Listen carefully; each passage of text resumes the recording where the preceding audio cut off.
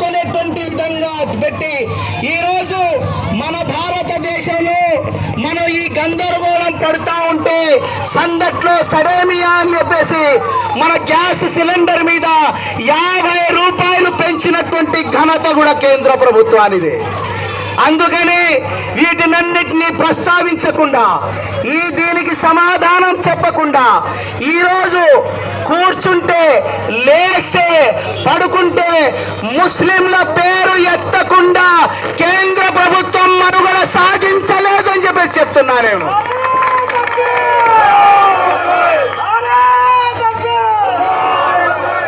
ఎప్పుడు చూసినా మసీదు, మందిరు, చర్చు, ప్రార్థనాలయాలు, నువ్వు ఏమి తింటావా, నువ్వు ఏమి పడుకుంటావా, నువ్వు బట్టలేమి కడతావా, నువ్వు నఖాబ్ వేసుకుంటావా, నువ్వు ఎట్లా బతుకుతావా అనేటువంటి సమస్యలు తప్ప మన దేశ అభివృద్ధి గురించి ప్రశ్నించేటువంటి పరిస్థితి లేదు.